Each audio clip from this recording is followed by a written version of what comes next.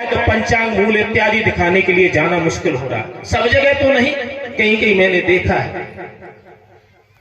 बताओ, सब लोग शादी के लिए बैठे, विचार करना। हर संसार में एक आवाज में कर रहा हूं, एक विवाह का, एक पानी का गेम होके ही रहेगा। ये देश में भी देखना 10-5 साल में क्या हो, यही रात भू भारत का अनुशासन मिट जाएगा।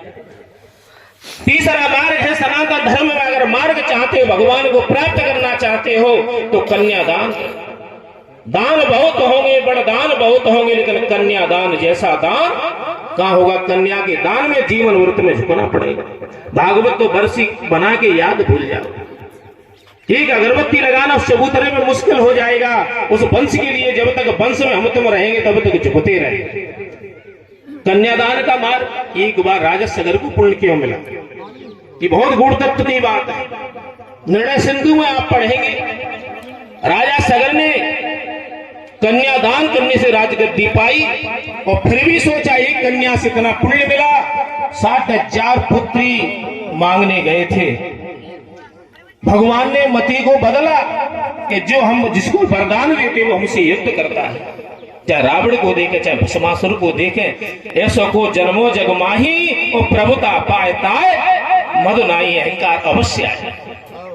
ये कहते जो मैंने किया, मेरे बच्चे, मेरी नौकरी, मेरा फलाना ठिकाना, बैंक बैलेंस, पता नहीं भगवान का क्या है। इसलिए मेरे प्यारे, पुत्री के लिए गए, भगवान ने मति को बदला। जागो प्रभु दुख दारुण दे ताकि मत। पुत्र निकल पड़ा, 60,000 पुत्र हुए।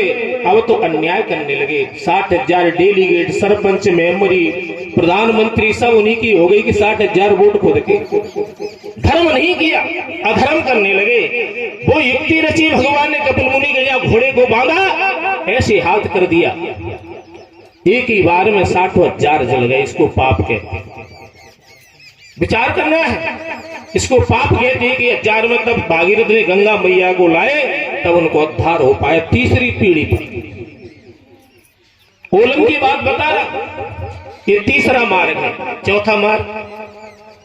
चौथा मार्ग अतिथि का सत्कार करना। कोई बगैर बुलाए आ जाए, उसको खिलाओ पिलाओ, तब देखो आना।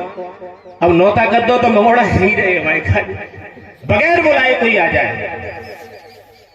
अच्छा, ये किसने किया? देवहंस बाबा ने नावली बारे ने 4 हरिजनों को चारों जैसे भोजन कराए तो इतना पुण्य प्राप्त हुआ, हजारों भागवत के बराबर नहीं हो पाया ना पुण्य 4 हरिजनों को खिलाने सो। ये अपनी बगल की बात है, तुम्हारे वंश के थे देवहंस बाबा। चौथा मार्ग है अतिथि का सत्कार करना। बगैर बुलाए कोई व्यक्ति आता है, उसका सम्मान करो, जैसा बने प्रेम से भोजन करा। चौथा हो गया। 5वां सत्संग।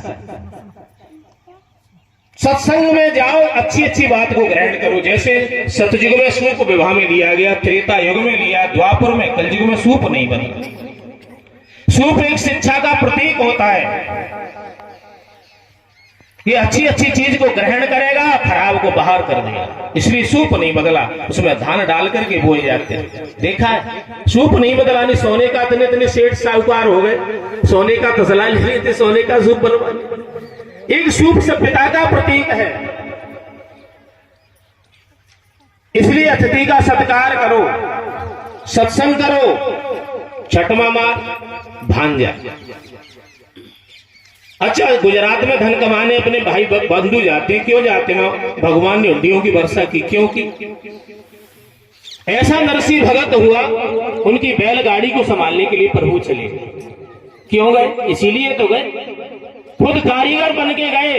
भगवान बड़ा सरल है, भगवान के लायक बन जाओ। और अजग चतुर बने तो भगवान इतना चतुर है, तुम कभी मार्ग पकड़ नहीं पाओ।